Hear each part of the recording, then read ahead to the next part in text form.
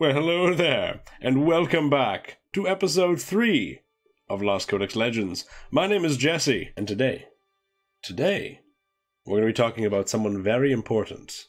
One of the most influential characters in Warcraft history, and that is Warchief Thrall.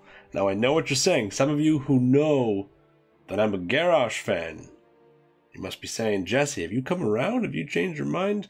No, I can acknowledge and appreciate Thrall's story. And today, we're going to talk about Thrall's story from the very beginning, when he was a little baby, to the end of Classic, because this is the Classic edition. We're going to talk about all the things he did in Warcraft 3, and everything he did up until the end of Classic WoW.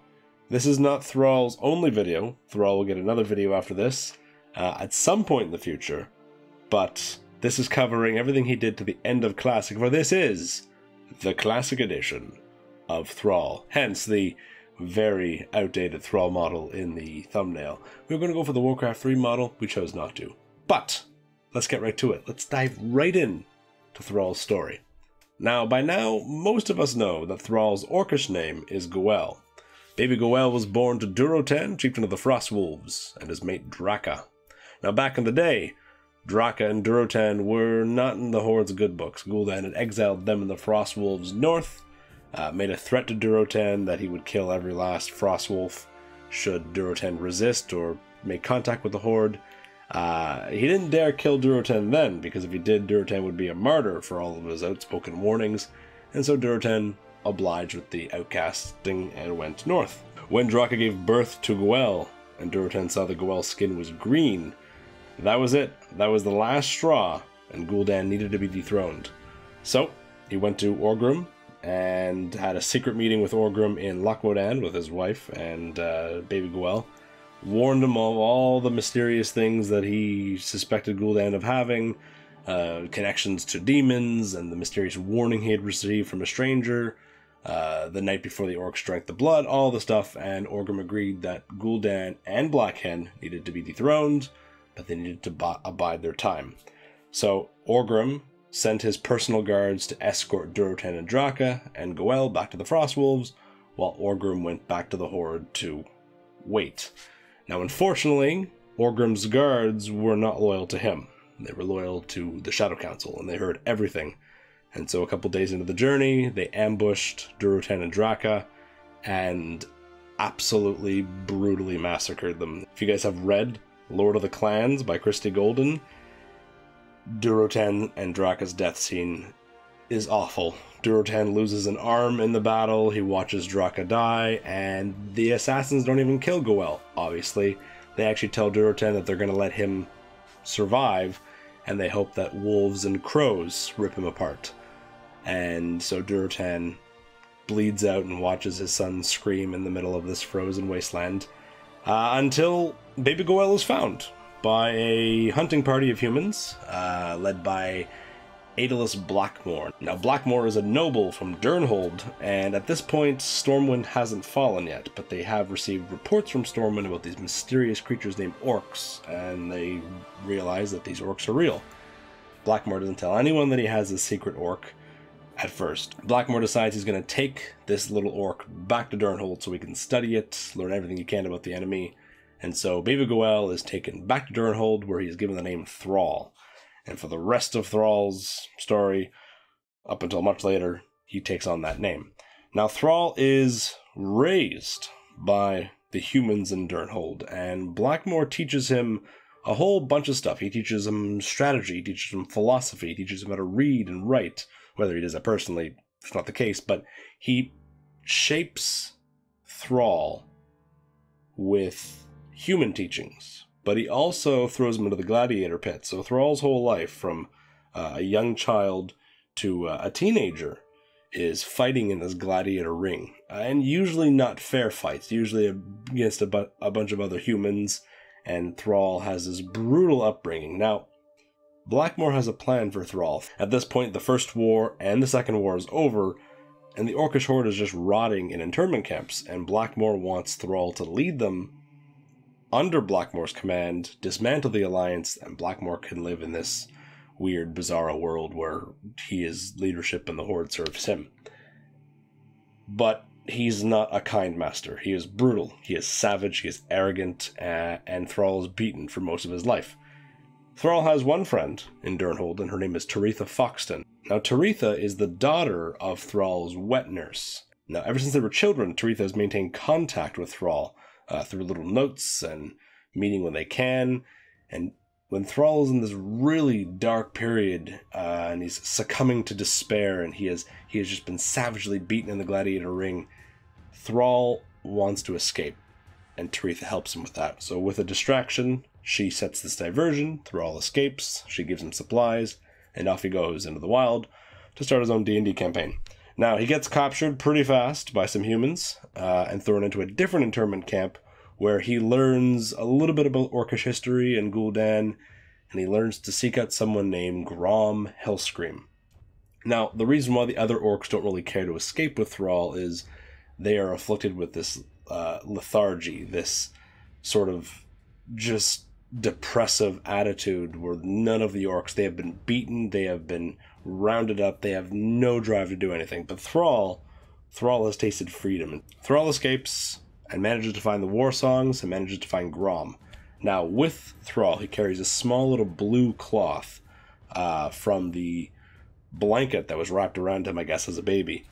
And for some reason, Blackmore always kept it, and Thrall always had it. And when he shows it to Grom, Grom identifies him as a Frostwolf, says, "Oh, I recognize this. You are of Frostwolf descent."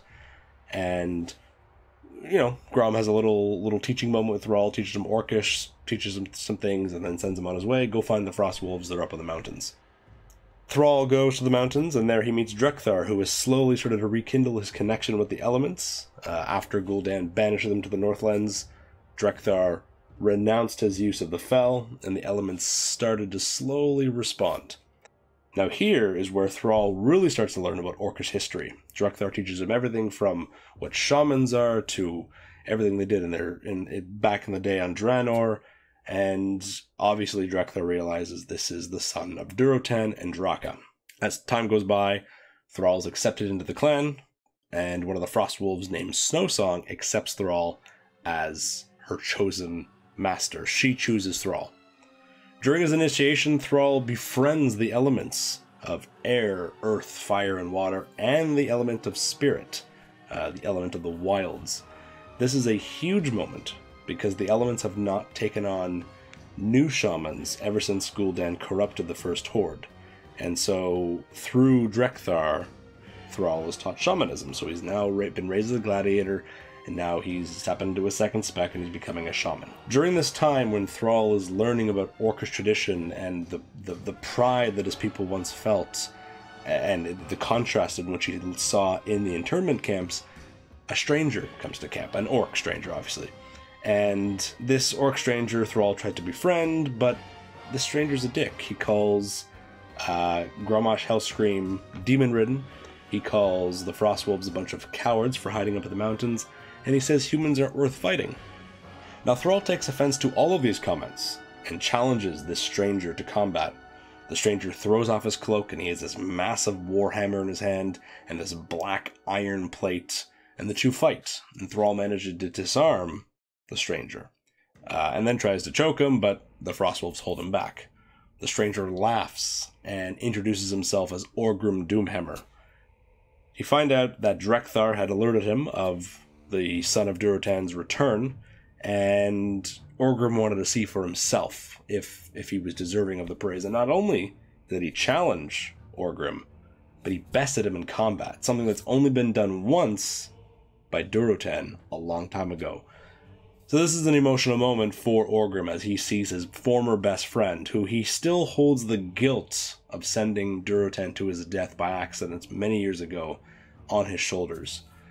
But in front of him, he sees much of what he saw in Durotan. He sees Thrall filled with this level of hope. Thrall has now tasted freedom. Thrall has learned of the nobility of his Orcish clans, and there's this desire to bring that back. This fuels Orgrim and Thrall in a new mission where they're going to set free the orcs from the human internment camps. Together with the war songs, they storm several internment camps and really start to get the orcs who are imprisoned riled up. Their lethargy starts to fade as they can feed off of the energy of Thrall's optimism, of his hope. He's not trying to rile them up into a bloodthirsty warband. He's trying to free them. He wants to give them freedom. He wants to give them their life back, something worth fighting for. And Thrall is not using this horrible fell magic from years prior. He is, he radiates power as a shaman, and he radiates power as leader. Even though Orgrim is war chief, he is Orgrim's second in command. Now, unfortunately, in one of the last internment camp raids, Orgrim dies, or he gets mortally wounded. He gifts the Doomhammer and the Doomplate to Thrall and names him war chief, as we can see in this picture from Chronicle. And Thrall affixes a small Frostwolf sigil to the Doomhammer and marches on Durnhold. Now, when he gets to Durnhold, he tries to parley with Blackmore, and Blackmore, who has always had a drinking problem, is drunk at this point, and refuses and executes Taretha Foxton and throws her head down at Thrall's feet. And Thrall, looking down at the head of his former childhood best friend, storms the keep and kills Blackmore himself. Now, after Thrall kills Blackmore, the civilians of Durnhold aren't killed. In fact, Thrall lets them take a little bit of supplies and sends them back to the Alliance with a message saying they were forced to surrender, free the orcs, and cede the land there to the orcs. If they did, there could be trade and peace. Thrall was willing to do this. If the Alliance chose to fight, Thrall promised them a war the likes of which they've never seen. After this, Thrall caves in much of the fortress of Durnhold in on itself. It's why it's a big ruin in game, and off they go. Now, Thrall has this big army. The Orcish horde is free, and Thrall is keeping everyone in check. But he started to realize that they're in the heart of Alliance territory, and this isn't going to go well. And we get that iconic Warcraft 3 trailer where Thrall receives a message from the Prophet. You must rally the Horde and lead your people to their destiny.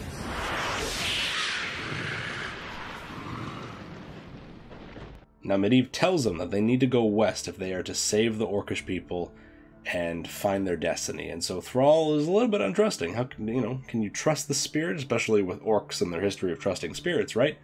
But he contacts the elements, and the elements say, "You're good, buddy. Trust this guy." So he says, "All right, we're gonna go." Now, there was no time to build ships, so Thrall needed to steal them. And this was not the way of the old Horde. This was a new Horde. So when they decided to steal the ships from South Shore, there was little to no casualties. Thrall made sure, we're not going to come in here and slaughter the whole village. We're going to get our ships and get out with as little bloodshed as possible. So they get the ships, and off they go. Now, Dalen Proudmoore hears about this, and of course, Papa Proudmoore has no reason to like the orcs. And rightfully so. The only history he knows of the orcs is how devastatingly awful they were for the first two wars. And so he says, oh god, they're riled up again, they're free, this needs to be put down. And so he goes after them. In this middle of the sea chase, Proudmoore is poised to totally decimate the Horde, because the Kul Tiras fleet is definitely superior to whatever the Horde stole. But a storm comes in and saves the day and rattles both fleets, and they're forced to take shelter on an island. Some of the ships gets washed away, others crash on this little set of islands. Now, once they crash land on this island, Thrall realizes Grom and the War Songs are gone. Their ships are nowhere to be found and washed away in the storm. Thrall has no idea what happened to them. Unfortunately, some of Proudmoore's men survived. Dalen's not here on this island. And they also find that there's a lot of Murlocs living here, and they serve a Naga sea witch. Now, Thrall and his group of orcs find another group on this island, a group of trolls called the Darkspear. Thrall befriends the leader of the Darkspear, Sen'jin, and together they not only defeat the sea witch and her Murlocs, but also the humans as well. Unfortunately, this battle costs Sen'jin his life, and he dies. And his son, Vol'jin, becomes leader of the Darkspear. They rebuild the ships, Thrall invites Vol'jin and the Darkspear to join the Horde, and off they go. Back across the sea, sailing west. Now, Medivh knows he needs to unite the Horde and the Alliance, and so he's going to lure them to Stone Talon. So back in Warcraft 3, there was the Oracle, mention of the Oracle. Chronicle doesn't really reference the Oracle, but there is still that whole luring of Thrall and Jaina to Medivh in Stone Talon. And so Thrall arrives on the shores and he finds the wreckage of Grom's fleet. So presumably the war song and maybe Grom survived. So they hope to find them. Unfortunately, what they find are two species at war with each other, the Centaur and the Tauren. Now you've got these two really big brutish races, but one has this heavily associated tie to shamanism and druidic magic, while the other ones consider that magic to be weak and are more war-driven and marauding. And so Thrall finds a special kinship with the Tauren and realizes that the Tauren don't like to fight, but when they're cornered, they butt heads with the Centaur and take him on. Thrall arrives in the middle of this big feud and befriends the leader of the Tauren, Cairn Bloodhoof, and together they stand shoulder to shoulder, push back the Centaur, and decimate them so hard the Centaur go, oh wow, you guys mean business, war out. And even though the Centaurs aren't gone, they realize the Tauren are no longer easy prey. Cairn then helps guide Thrall to Stone Talon, sending some supplies and troops with them while joining the Horde in the process. Now, while on the way to Stone Talon, Thrall finds Grom, and Grom is harassing a whole bunch of Alliance soldiers following Jaina Proudmoore, and by harassing I mean killing. Thrall tells them, hey, don't do that, stop that, we're not here to pick fights with them, but not all of the orcs are listening. In fact, they're kind of succumbing to their old ways. And Thrall's a little bit confused, and so he punishes the war song by sending them into Ashenvale. They're going to build an outpost in the middle of this forest, and some good old hard labor is going to teach them a lesson. And that was one of Thrall's mistakes. So off Thrall goes to Stone Talon with his army, and there he encounters Jaina Proudmoore again at the summit of this mountain. Before they can come to blows, before him and Jaina and their forces fight, Medivh appears and pulls a big happy friendship song out of nowhere and says, we need to work together to defeat the Burning Legion. The Burning Legion is coming here full force, and we need to work together. He shows Jaina and Thrall how far the Legion will go and shows them that Grom is now under Manaroth's control. The whole Ashenvale sending there was a mistake. Grom has now redrank the blood of Manaroth along with the war songs, and they are now servants to the Legion again. So Thrall realizes, crap, that's my buddy, let's go get him. So Thrall goes and makes a daring rescue to get Grommash, tackles him to the ground, wrestles him to the ground, and with the help of both Alliance priests and Horde shamans, they're able to sort of purge the bloodlust, the demonic curse that is overriding Grom's rational thought. And as he comes down off of this demonic bloodlust craze, he feels a lot of shame, because this is not the first time he's done this. And in fact, he was the first orc to drink many years ago. He was the one who said, me, I'll drink first, for the exact same demons. So Grommash has now repeated history, and he is like, you know what, we're gonna end this. We are going to absolutely finish this. So him and Thrall track down Manaroth while the rest of the Horde and Jaina and her forces try to subdue the war song. And there's that iconic Warcraft 3 cinematic where Manaroth taunts Thrall. Thrall's no match for him. Doesn't really worry about Grom because Grom's supposed to be under his control. Grom is now serving Manaroth. He wouldn't dare hurt Manaroth, right? But Grom's desire, Grom's overwhelming urge to free his people is stronger than the blood curse. And so Grom buries Gorehowl, his axe, into Manaroth, kills Manaroth, who then explodes, and the explosion mortally wounds Grom. Now in his dying breath, he tells Thrall that, Thrall, the blood haze has lifted. The demon's fire has burnt out in my veins.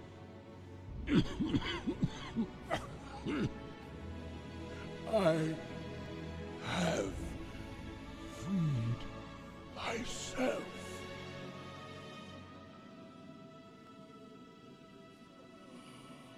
No, old friend. You freed us all. he has freed himself, and Thrall says, no, old friend, you freed us all. And with that, the blood curse is lifted from the orcs. Iconic Warcraft 3 hero dies. One of Thrall's best friend dies. He's now lost Orgrim. He's now lost Grom. These deaths are shaping Thrall into the leader that he will become. Now, after Grom's death, Thrall is present for one of the most important moments in the lore, the battle for Mount Hyjal. Medivh calls him, Tyrande, Jaina, and Malfurion together, and there's a lot of hostility there. You know, Tyrande and Malfurion don't really want to work with anyone, especially outsiders, especially the Horde, after what the war songs and Grom did in Ashenvale. You know, Jaina's people have already been harassed by the orcs. They were kind of forced to work together with Thrall, but there's this tension all around. Medivh says, shut up, all of you. Let's work together. Medivh knows firsthand what the Legion is capable of and says, Archimonde is coming. You know, he points at the Night Elves saying, you guys know what they're, you know, capable of. This needs to end now. And so while the Night Elves are gathering their strength and getting the trap ready for Nordrassil to blow up, the Alliance armies and the Horde armies are present on the battle for Mount Hyjal. If you do the raid, Thrall is present, and in the end they save the day, and Archimonde is defeated, and everyone's happy. Now, Thrall now needs to settle a home for the Horde after they've had no chance to breathe ever since they landed on Kalimdor. It's been bam, bam, bam, one thing after another. Now it's time to settle down. So, Thrall goes to the eastern coast of Kalimdor, finds this really remote, ugly desert, and says, this is a good spot. I love this place. And names it after his dad. Good job. So he names it Durotar after his dad Durotan. And aside from the Quillboar living there and a couple of scorpions, there was nothing here. And on the very northern part of the desert, there's this massive canyon that strategically is awesome for a city. And so he builds a city, names it after Orgrim Doomhammer, Orgrimmar, and thus the founding of Orgrimmar happens with this really awesome picture from Chronicle. Now, a couple things of why he chose to settle here. I just made a joke about Durotar being ugly, but that's kind of the reason Thrall settled here. Not because it's ugly, but the Tauren settled in Mulgore. Grassy, rolling hills, you know, lakes and rivers. Beautiful area, very, very lush. It's a good place to settle. The Trolls go south and they settle on the Echo Islands and a little bit tropical. You know, you got some nice fishing. You know, you got your beachfront property. Goblins would love it. But Thrall is settling in a desert. And the reason for that is it's, to him and to the Orcish people, it's penance for all the horrible things the Orcish Horde did back in the day. Which, you know, living in a harsh environment, living in the desert, in this canyon, it's, especially when you're surrounded by lush lands, it's not going to be easy. Especially when the whole reason for settling there is to sort of serve as a punishment. This city becomes the capital of the Horde, as we know, bringing in all sorts of traffic and trade. Goblins start to show up. We have the Trolls, we have the Tauren. This is around this time when Thrall meets Rexxar, the wandering Beastmaster who came through with the Orcish Horde many years ago, but has kind of been off living in the wilds by himself. So he cautiously comes back to the Horde at this point. We're not going to focus too much on Rexxar, because that part of the story will come in a different video. Now, Thrall and Jaina continue their uneasy truce and actually kind of become better allies. They even agree that they would respect each other's territories as Jaina settles in the swamp south of Durotar, and their agreement becomes kind of this unofficial truce between their factions. And, you know, they work together, so when there's a big threat, so why couldn't they work together now? Of course, right on cue, as they agree on this, Papa Proudmoore shows up. And Papa Proudmoore is mad. He got his fleets from Kul Tiras, and again, Papa Proudmoore only remembers the horrible Orcish Horde from Warcraft 1 and Warcraft 2. He lost his son back then. Derek Proudmoore died during the Second War, out at sea, right? So his perspective is he's seen only the worst of this alien invading race. Dalen didn't have a dinner with Durotan to know that there are good orcs. He just sees the remains of Stormwind burning and the horrible things that happened during the Second War and says, I can't allow this to happen again. Now, Dalen doesn't realize these orcs are actually, most of them, decent folk. Thrall has been raised by a human. He's been taught common decency. He's been taught the good things of orcish society. He has been taught diplomacy. He has had to work with enemies before. And so Thrall says, hang on, buddy. Let's try and work out a peace. Thrall is nearly assassinated when emissaries from Theramore come, forcing Thrall's hand. Now, Dalen takes full control over Theramore and starts to launch attacks against the Horde. This is when Thrall and Rexxar and friends decide that this needs to be put down. Now, I'm not going to go into any detail about this attack, about what happens. We all know with the song with Jaina. I am going to be covering this in more detail in a future video, so I'm only skipping over it because there's so much to cover with the rest of Thrall's storyline. So I'm not skipping it because I don't want to. I'm skipping it because I will have the opportunity to talk about it in a future video coming soon, TM. So, we all know what happens. Theramore is sieged by the Horde. Jaina does not want her dad to die, but ultimately, you know, Dalen's aggression is too much, and the Horde comes in and puts Dalen down. After that, there's still some distrust between the Alliance and Horde. We'll come back to that in just a moment. Shortly after this, Thrall receives word from Cairn Bloodhoof that one of his Tauren Archdruid Hamul Runetotem has spoken of potential allies in the Eastern Kingdoms.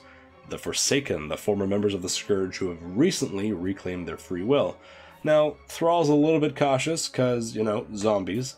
But he says, okay, they have their free will. They have an outpost over in Eastern Kingdoms, a whole city. The Scourge is definitely not gone, so they'd be valuable allies against the Scourge. And if the Alliance decides to act up and go to war, we have a base of operations over there. And so Thrall, very reluctantly, says, Alright, you guys can come join us. And so the Forsaken join the Horde.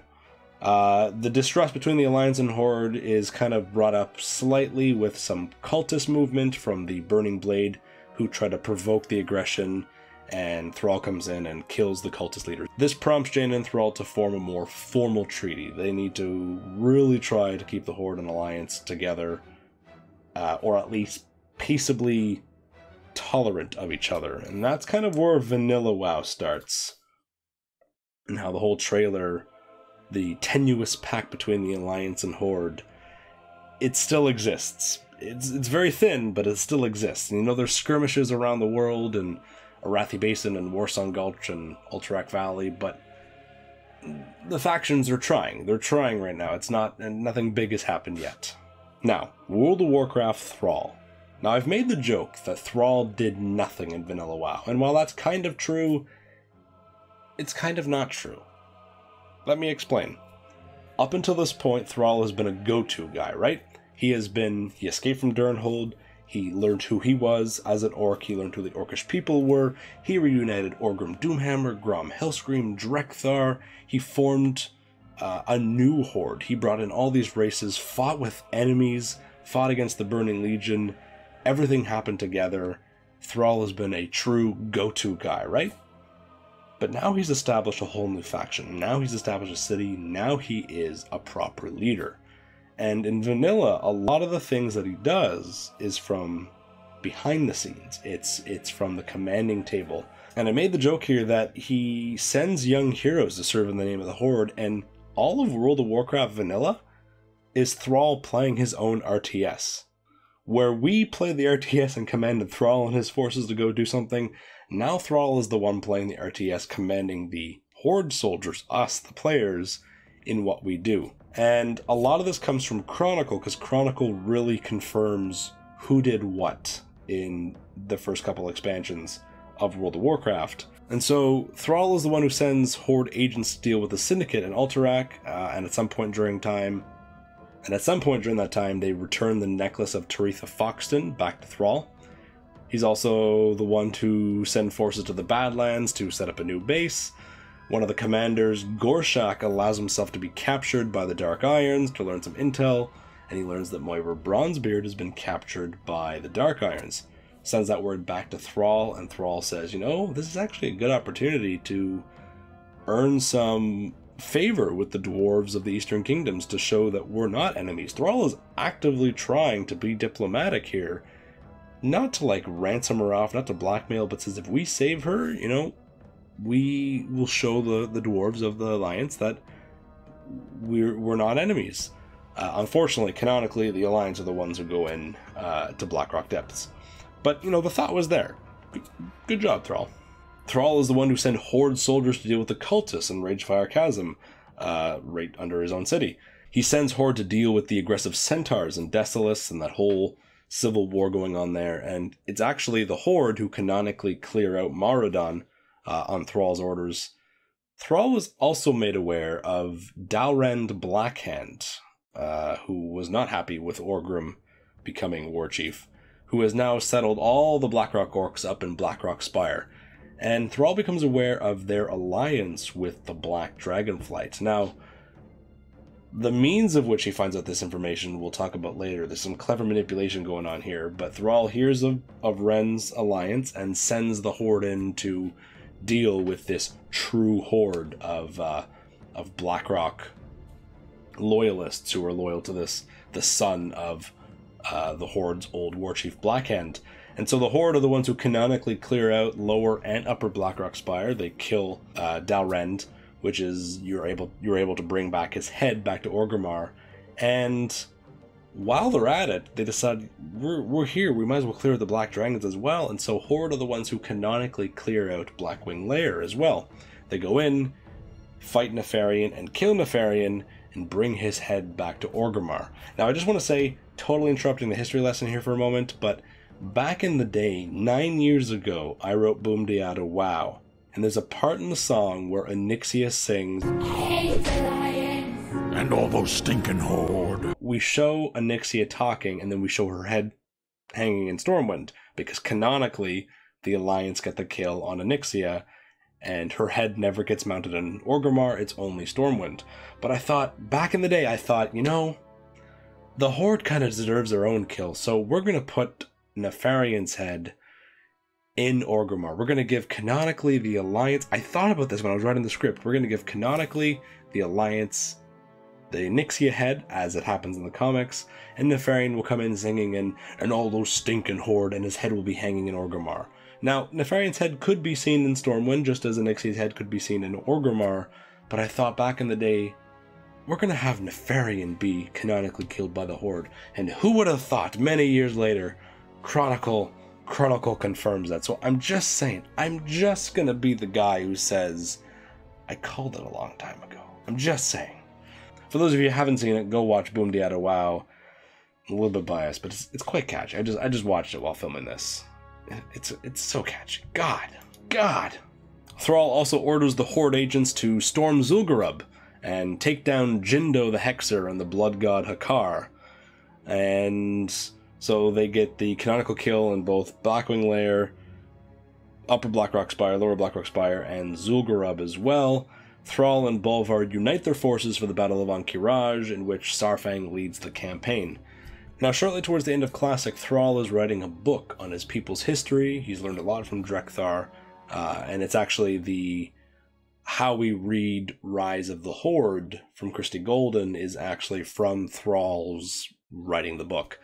And he comments on some of the Orcish traditions coming back, like the Om'Ragor, which is an Orcish rite of passage when Orc children become adults, and how for the first time since the founding of Orgrimmar and the founding of Durotar, Orcish society is able to do that again. And he's really excited, for the potential future of peace with the Horde and with the Alliance. And of course, this is where he gets a message that the Draenei have just crash-landed on Azeroth and have joined the Alliance. And after you've read that book, you know how much genocide the Orcs committed to the Draenei, and it ends with Thrall thinking,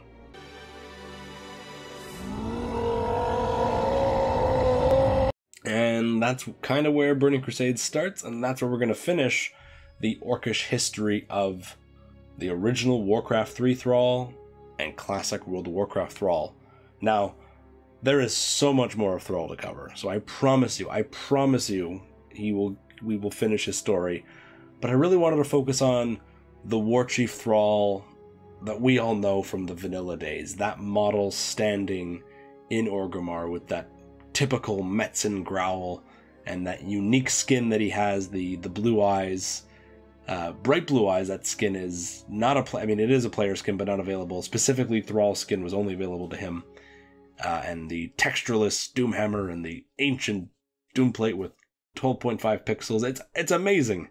There's not a lot to talk about in terms of future speculation, because we know what happens after Classic. But it's fun to go back and look over an iconic hero like Thrall, and with something like Chronicle, we're able to get full confirmation on everything that happens. Everything that happens in Chronicle is canon, right? Everything that happens in Chronicle is taken from the old games and the old books, but it's given some sense to it. And I always thought it was interesting that the Chronicle writers, Robert Brooks and Matt Burns and Chris Metzen, had to actually have the conversation of which faction did which raid, which I remember sparked so many debates on the forums about. I remember Horde players were pissed off that they did not get to do Molten Core. Sorry, that's the Alliance's doing. The Alliance does that. And Alliance were pissed that they didn't get to kill Nefarian, or that they didn't get to go do Zul'Gurub. Nope, that wasn't you.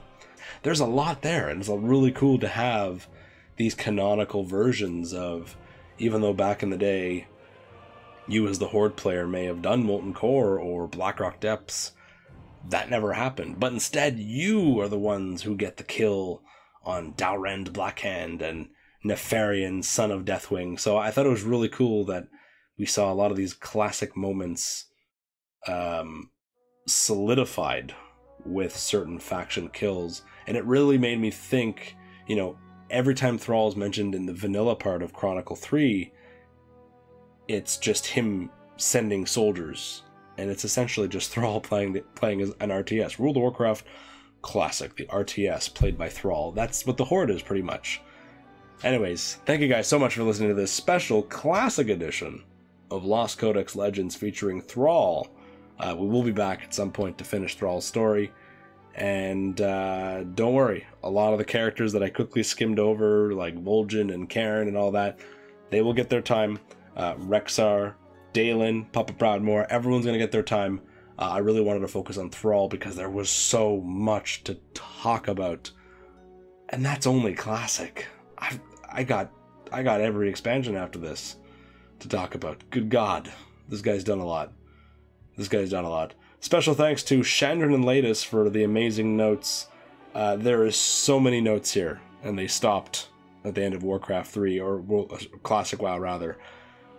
Good God, I cannot fathom what the note page will look like once we continue through the expansions. For those of you who are interested in supporting the channel and supporting what we do, we have a Patreon, patreon.com/thelostcodex, where we give special previews to upcoming lore episodes. And yes, the next lore episode is in progress right now. You would know if you were on Patreon. We have a new presence on Instagram, where one of our moderators, the lovely Ashura, has been taking over the Lost Codex Instagram, posting a whole bunch of behind the scenes photos and pictures of our merchandise. We got pins, we got journals, we got lots of cool things. So follow us on Instagram, follow us on the YouTube community page, follow us on Patreon. We're also on Twitter, twitter.com/thelostcodex, and stay tuned. We have a special giveaway featuring these amazing, right here, amazing editing. Look at this, right here. Frenoni pins. Not only are they the classic World of Warcraft map, but they're so Lost Codex as well. Our symbol is the globe, as everyone knows. And this is such our aesthetic. When I saw them, we bought 3 of them, one for me, one for Jeff, and one for Zillions. We're going to wear it at BlizzCon because I thought, this is the most Lost Codex thing ever. I love this. And it's Frenoni's work, and she makes amazing things, and we're going to support her. And it's for Classic WoW.